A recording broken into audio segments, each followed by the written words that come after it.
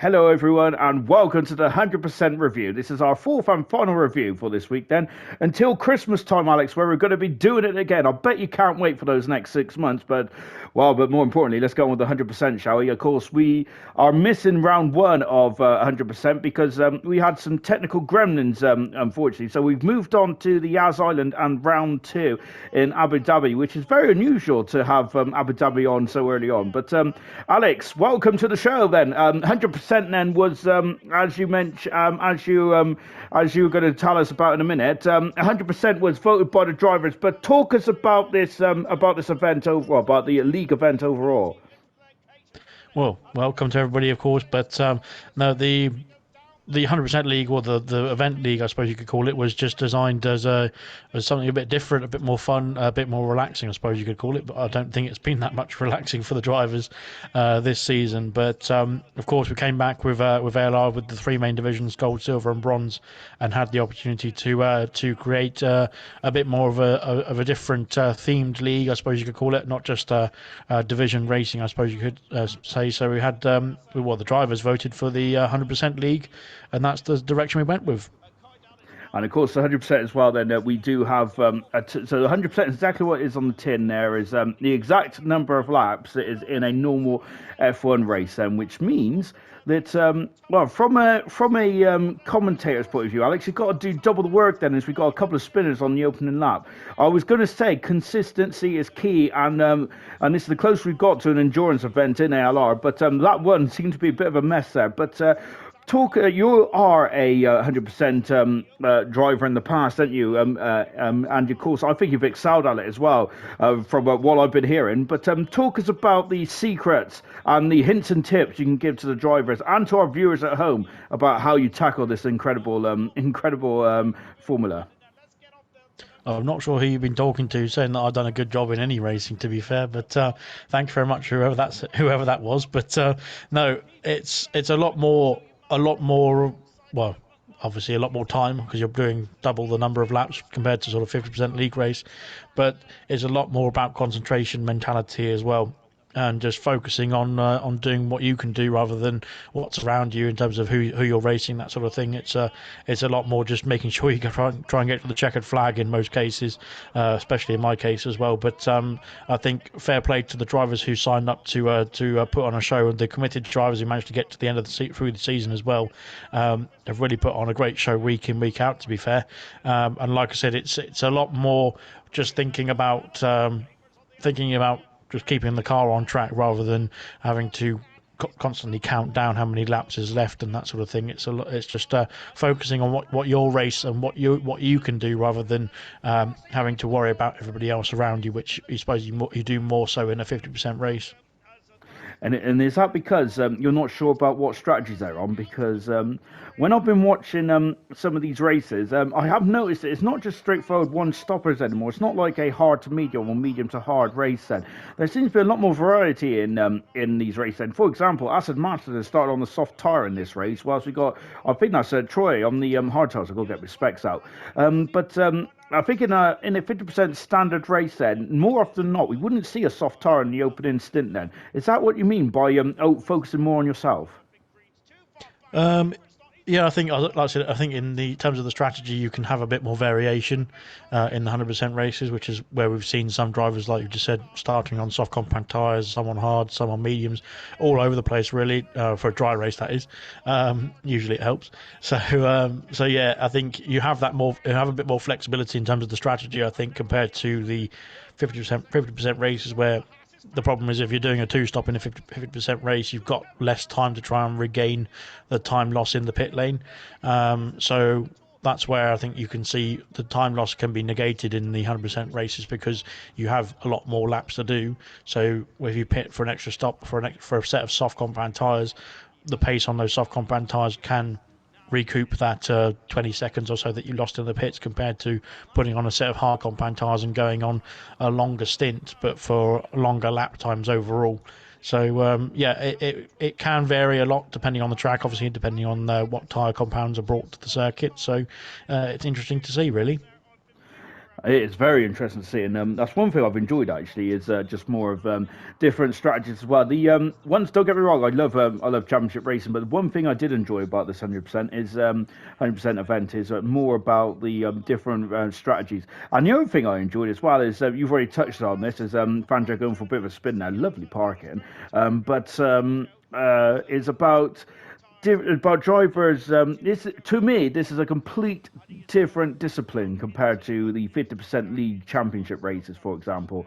And it's very interesting to see how some drivers have thrived on this, and then the some drivers have maybe struggled. I'm not sure struggle is the right word, but like for example, in the opening race I can't remember what the opening race was in 100% now. I need to get my notes out. But in the first race then of the season 100%, we had I thought it was a surprise winner of Acid Masters, Alex. And would you agree, going into the form book, as you are I would say you're much more of a 100% expert than I am. Would you agree that Acid Masters was one of the favourites going into this race, or was it a surprise to you as well about the opening race?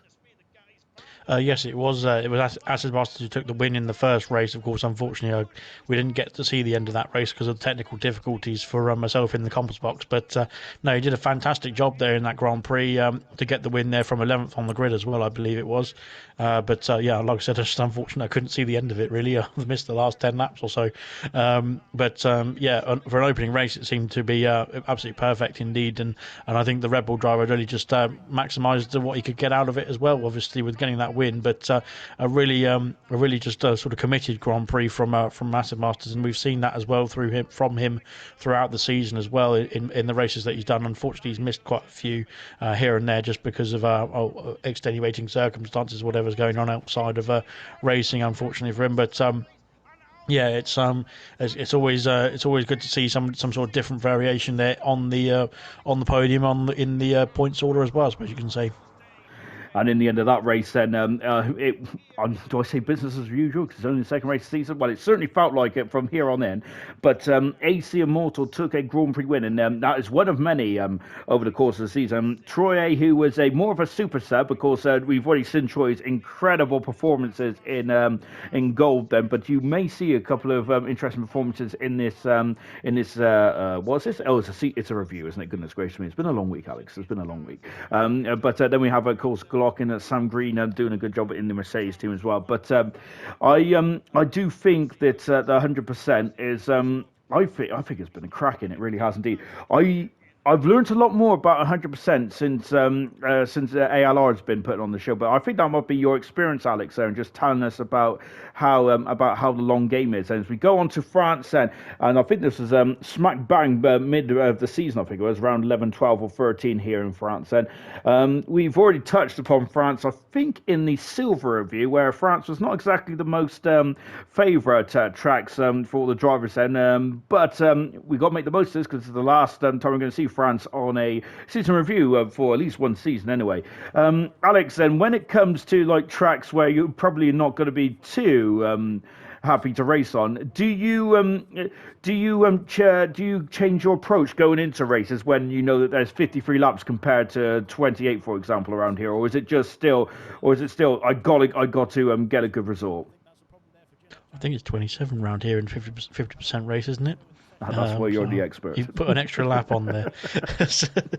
No, I think, well, again, obviously it does change it. Well, doesn't matter what the Grand Prix is, what track it is, it changes your mentality. You're obviously doing double the length of it, or the full length of it, I suppose you can say, really. Yeah, by far, obviously, it will do. Naturally, obviously, I think probably, especially for myself in the comms box, I was hoping that a lot more of the races in 100% were dry because, of course, the lap times are faster and you can get through the laps quicker.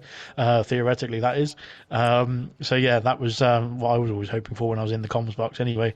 But I think as a driver, like I said, you have to factor in the number of laps you've got to do, obviously, of course, at the beginning of every race. But you also, I think, the concentration is the biggest factor that you need in 100% racing, as we see a bit of a problem there for the Williams and the Aston Martin there. So yeah, like I said, you need to make sure that you just keep concentration lap by lap. Of course, as it goes over that sort of, I say roughly about the 50% mark anyway, when you get to lap 27, lap 30 or so roughly in each race, that's when the sort of the wariness sort of starts to come in, I suppose you could say, because you're not used to doing the extra laps. You're not used to going past this number of laps sort of thing on each track. So that's when you need to focus a bit more, and that's where I think you see the incidents start to happening a bit more as well, because people start to drop off with their concentration, and you do get tired. I know it's a bit silly to say that sort of thing about a game, really, just playing the game, but it is like a 90-minute race, and you have to just be concentrating for 90 minutes solid, try to control the car, trying to gain as much time and as much speed as you can on your rivals as well. So it is a lot to think about whilst you're doing it, and it does take its toll sometimes. I struggled to concentrate in a 5 lapper, so I got no hope, have I? Out the pits comes Kaidal, and whilst you explaining that, there's one thing that as Kiki's had a bit of a spin there, unfortunately, at the end of the pit lane. He's got his best Gerhard Berger impression on the go there. He was also on the Ferrari as well in '93 in the Portuguese Grand Prix, but. I was thinking as the safety car comes out, this is one thing I did want to raise a point about this. I know we're going to talk more about the drivers in just a few moments. I can assure you, but this is also because I'm curious as well. But Alex, when it comes to safety cars, a lot of the drivers in the 50% in the 50% championships in gold, silver, and bronze, they're always jumping in the pits almost instantly. Would you be doing the same thing in 100%, or are you thinking more along the lines of actually this is not a good time for me to go into the pits? It's all about track position. Again, yeah, I think it's a lot more thought out in 100%, because you have to literally plan your tyre strategies, you plan everything, and try and stick to what you've got in terms of how many tyres you've got as well in the pit lane in some cases, because we have seen in the 100% races this season as well that there's a variation in strategy, so you can have 2 stops, even 3 stops in some races. So making sure that you plan and time the pit stops to the right window is sort of well, very key indeed for your race to go well. Obviously, safety cars and VSCs, that sort of thing, do impact that as well. So yeah, there is variation, and I think that's why it's been interesting to see the 100% races this season, because it's a lot more varied than compared to a 50% race. I was going to touch on it as well, but you sort of touched on it there as well. You've seen some drivers that have had difficult seasons in 50% racing, like the likes of Reflection, I suppose you could say, in silver, whereas in 100% races this season he's been absolutely phenomenal. Not that he hasn't been phenomenal in silver, of course. I have to support my silver brothers,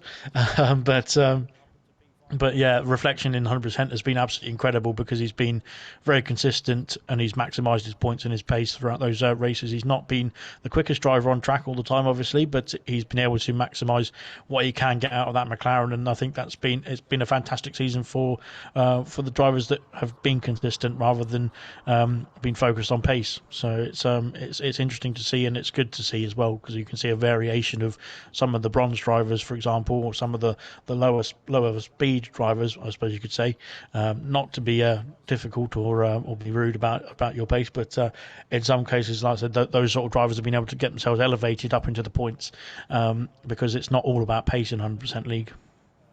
And that's what I've enjoyed the most about, to be honest, is the one thing I was really interested in was how was the drivers going to fare from gold, from silver, from bronze, because we've got all the championships being represented. Goodness me, representative in this 100% championship, and also we got some specialist 100%ers as well that have joined the ALR family from different other different championships as well, which we'll also talk about those drivers as well, because.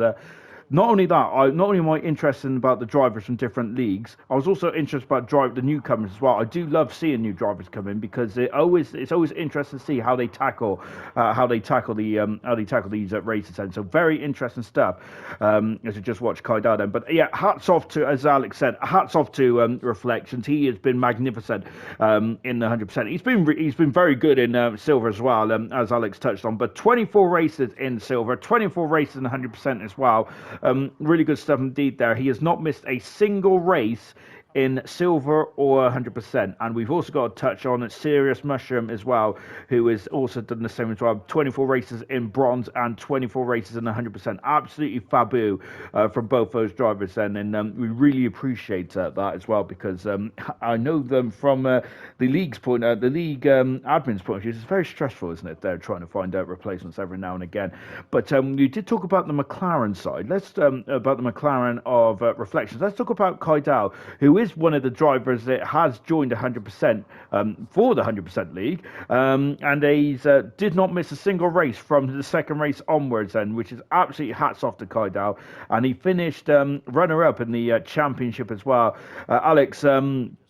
Of course, when you was commentating on the majority of the races, how impressed was you about Kaidal? I do feel that he deserved a win in this in the 100%. He was very unlucky not to get the win, especially on certain occasions there where just sometimes the strategy didn't go his way, or safety cars or anything like that. But just touch upon Kaidal, because I think he's been magnificent in 100% from what I've seen.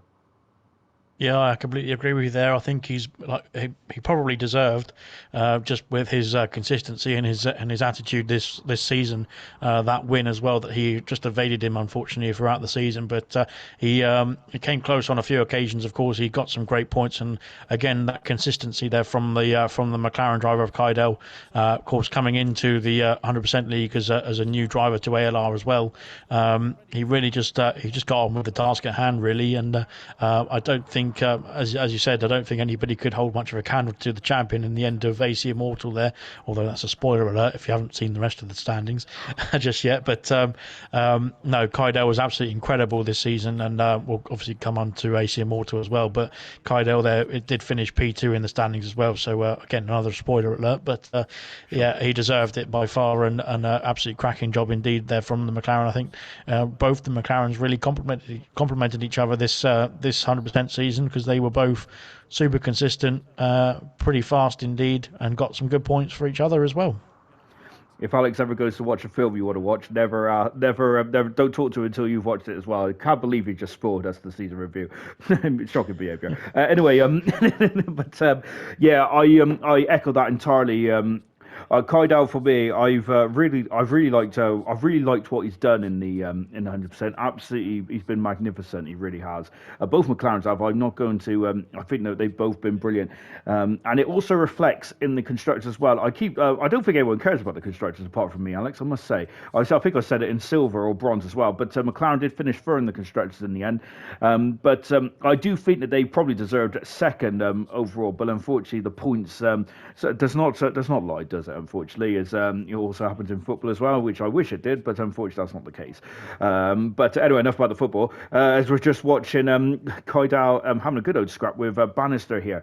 What I do, I'm going to mention it again, but I love the unique strategy. That is one of the big selling points for me about the 100% is just the unique strategies. Because look, we've got Gamer, we've got Bradfield, we've got R2 Beat, and we've got Kaz all on soft tyres on the opening couple of laps here in Bahrain. You would not see that in league racing, or you may see that as someone trying to throw a curveball, but this is a strategy call that potentially could get in the race win, which is absolutely magnificent.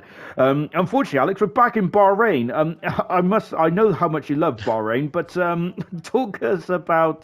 tell us about how Bahrain would differ from a 50% race to 100%, because we've got 3 DRS zones around here, and some drivers, as we said in the and the 3 reviews that have gone over the past couple of days, that they are not shy of having an overtake, especially with the DRS zones around here, where you just want to get on with it. But do you come to races like Bahrain, where it's easier to overtake, like Bahrain, like Imola? Because it's easier to overtake, do you want to get the job done, or are you still focused about the 51 laps that is still to come around Bahrain? I think in most cases, especially for the drivers that have been in the 100% races already this season, so far this season, obviously up to Bahrain, they will be focusing on the race to come. There's still a long number of laps to do. Like you just said, 51 if your math is correct, that is. But it's probably better than mine. But yeah, so you really have to take it lap by lap in most cases. I know that these guys here are battling away super hard, but they need to just sort of focus on what's coming up because you can see here, for example, you can see Jinner on hard compound tires battling someone on the soft compound tires.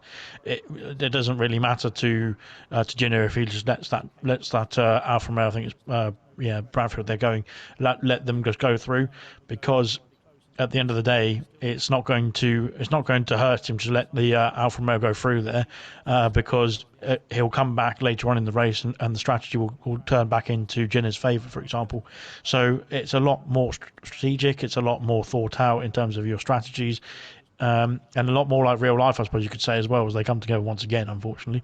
But you can basically, for example, if you see in real life where they're constantly thinking about the strategies, changing the strategies even on the move or on the go, I suppose you could say, then there's a lot more of that that's available to you in the 100%. Like we touched on earlier as well, you can vary up the strategy. You can do 2 stops, even 3 stops in some cases, and it can just benefit you throughout the race or later on in the race.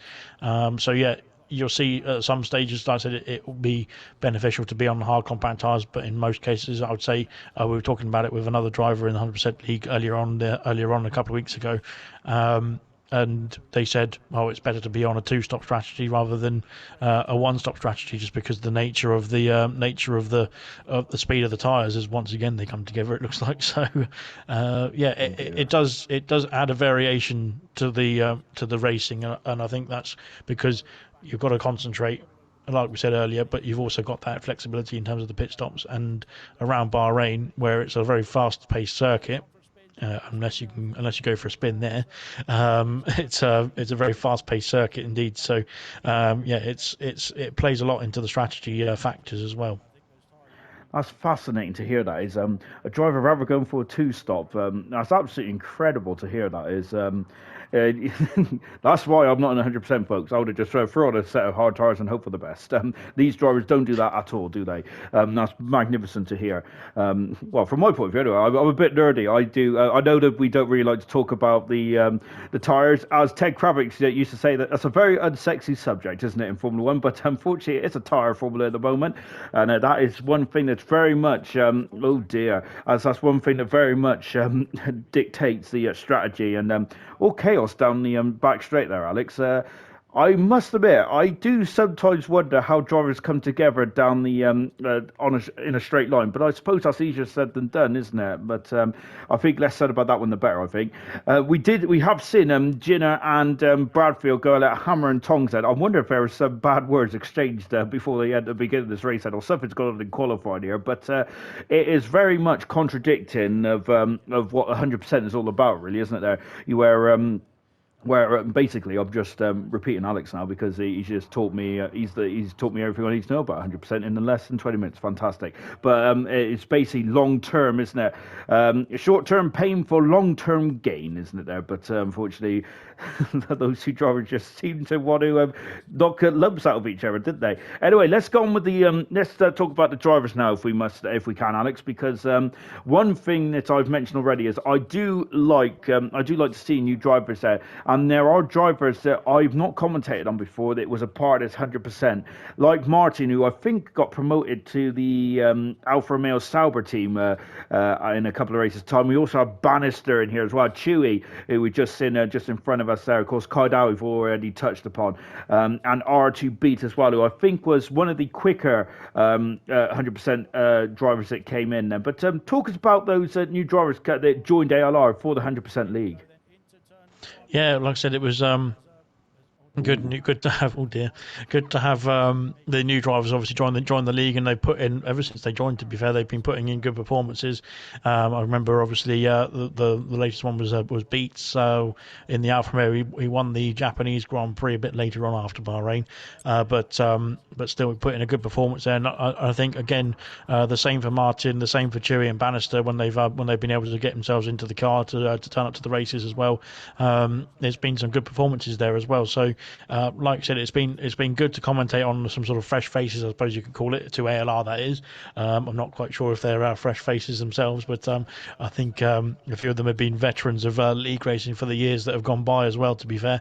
It's been good to have them added into the division, of course, to put on a show, and for sure they've put on some good performances in this division, especially towards in the second half of the season, I suppose you could say, when they sort of got themselves bedded into their sort of racing style and their racing ways, I suppose you could call it, and got themselves sort of settled into ALR as well. But no, as I said, the likes of Beat, Bannister, Chewy, Martin, I'm sure there's many more that I'm missing completely. Of course, Siege joined in a bit later on as well, I suppose you could say, but he was of course racing in gold this season also. So there's quite a few, quite a handful of people that have joined sort of halfway through or during the season, that is, and have just really got on with the task at hand and put on a fantastic show indeed, and helped sort of keep the league going. To be fair, because they've done a great job of making up the numbers and turning up to the races.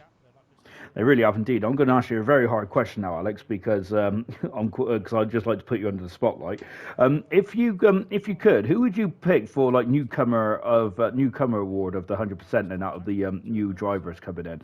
I must say, Alex, I think you must have enjoyed this race in a way, because I've never seen. There's a lot of action at 100%. Usually, there's some times where action does seem to be a bit limited, but in this race, my word, there are so many of it. But who would you say is the newcomer of the season then for 100% out of the drivers we just touched upon, like Beat, like Chewy, like Bannister, like Ewok, and etc. It's hard to choose, to be fair, because of course, as Immortal there does, well, technically, I suppose you could say Immortal is new to ALR as well. In a way, he has raced with us before, though, of course, in previous seasons, but he has done a good job there, once again winning the Bahrain Grand Prix. But of course, we'll see later on how he does in the season.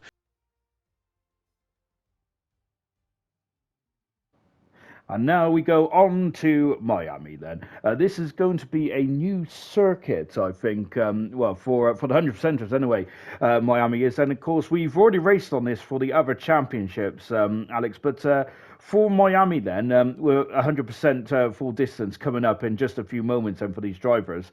With this new circuit and I'm being very unfamiliar at this, and how do you approach this race then, coming into this one then? Well, I think but to be fair, for most of the drivers, they've done a bit of practice. They know their track layouts better than the back of their hand in most cases, of course, because they're all very good, very very consistent and very planned and thought out drivers, I would imagine. But no, I think it's usually a bit more fun, especially on the new game there, to race around the new circuits. Of course, we started this season a bit late, or this round was a bit later on in the season, so it was not necessarily sort of fresh for all the drivers there to get their wheels on, I suppose you could say, not their hands on.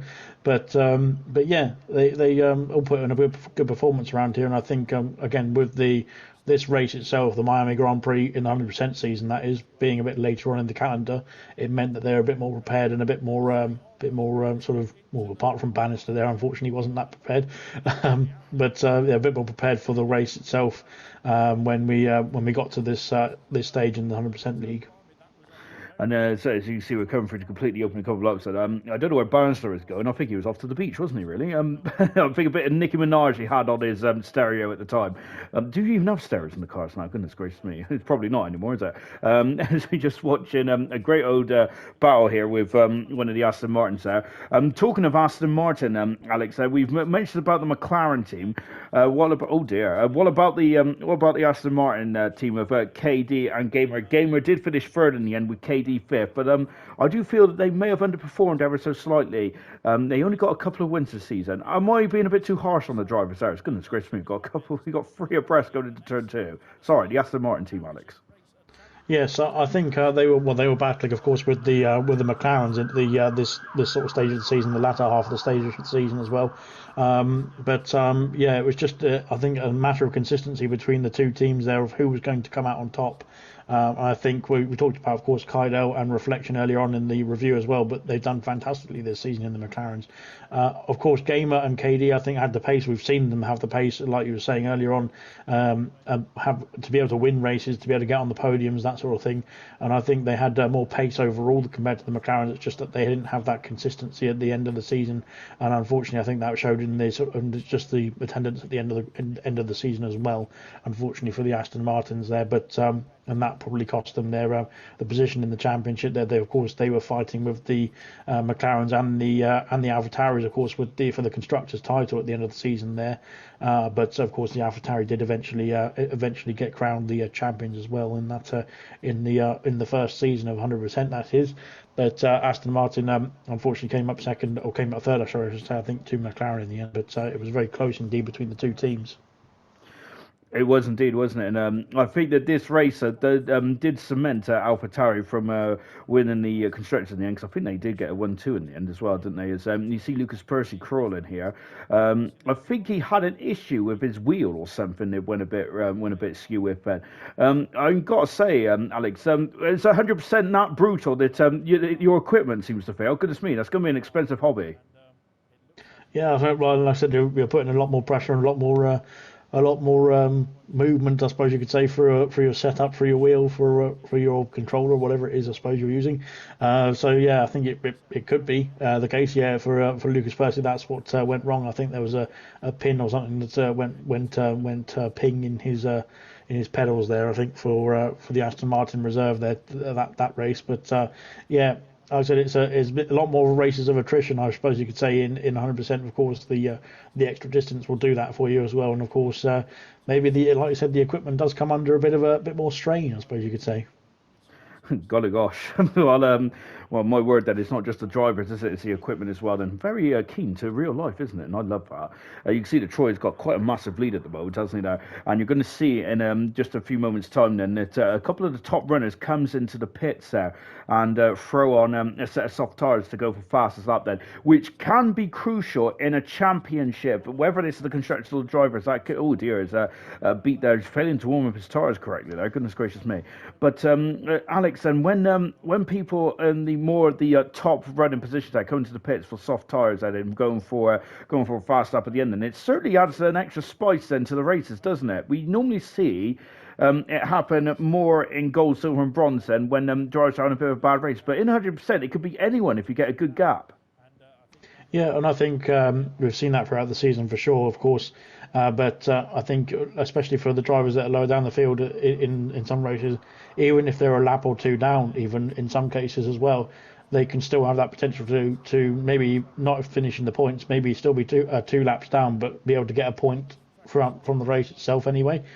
Which I think is an added bonus, to be fair, and I think it did sort of create a bit more of an incentive to stick in the race as well, which is good news. Well, that's the idea, of course, isn't it? But it's just a useful little tool there to help the drivers there, and of course, technically, especially with this long season as well, there was 24 points on offer just from getting the fastest lap point every race. So if you wanted to, I suppose you could say just slap on a set of softs on the last lap and get that fastest lap point each week, and then you would have been guaranteed to be finishing on 24 points, wouldn't you?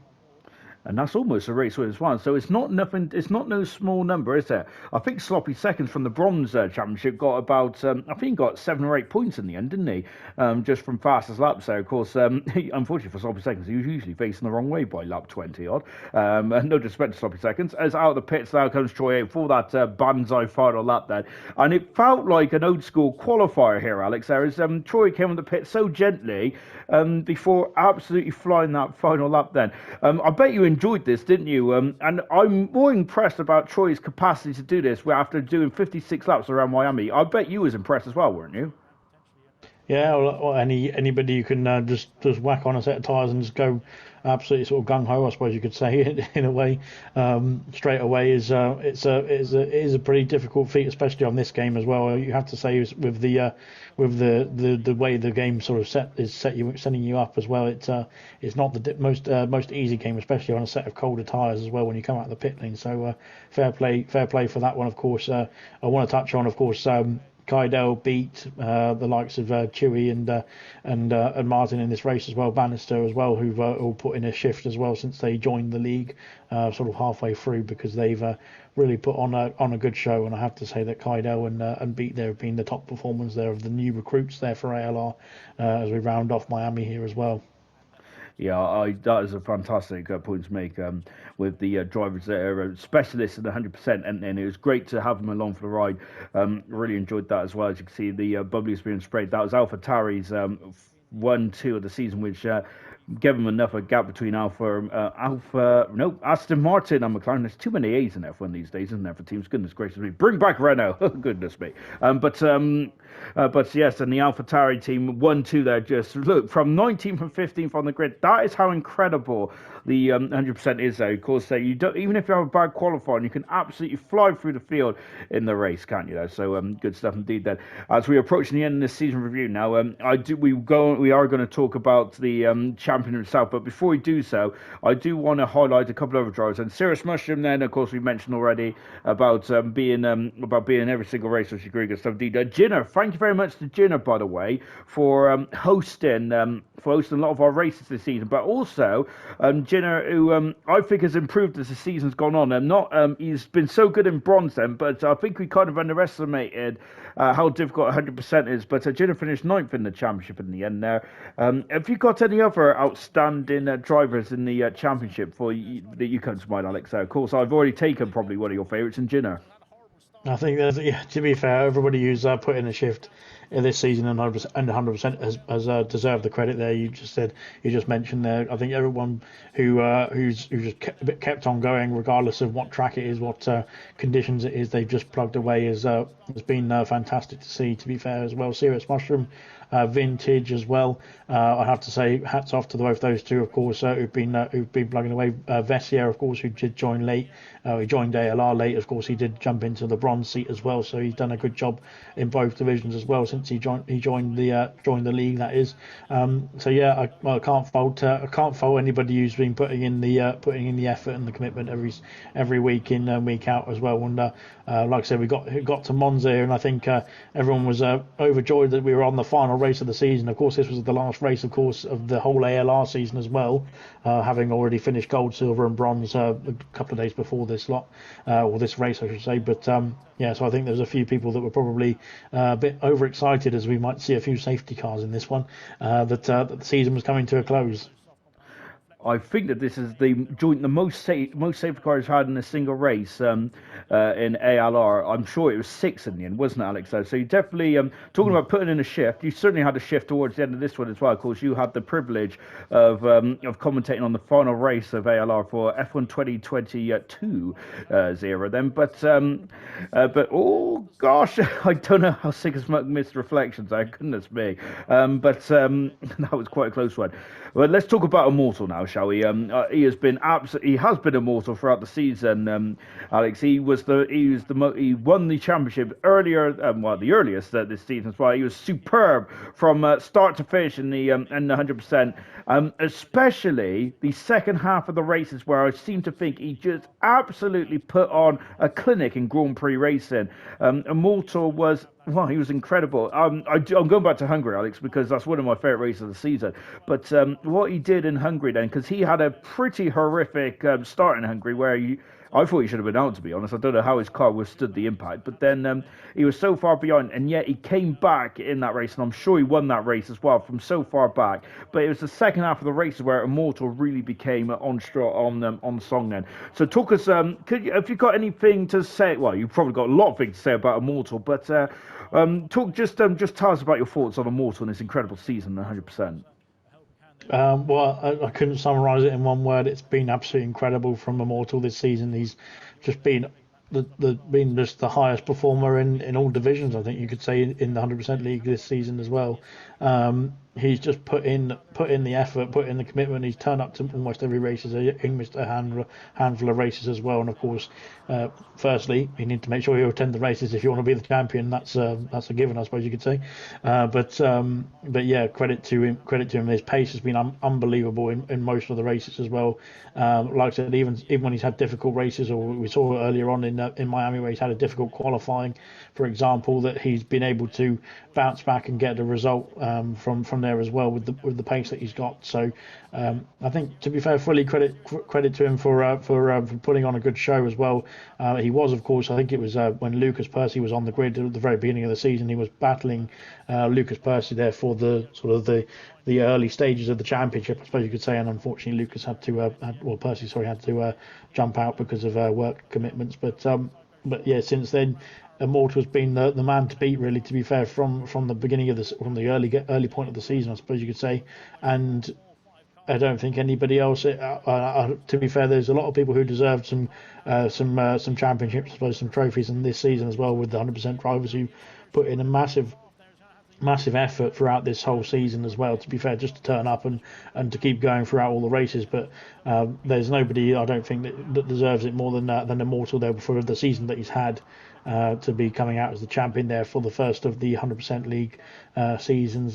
So yeah, fantastic stuff indeed from Immortal, and yeah, your trophy's in the post.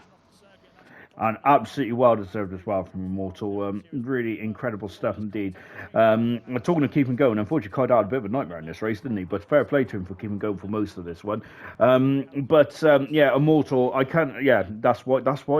Alex summarised it absolutely splendidly, didn't he? Immortal did this season. He was pretty on top, tip-top form then, as.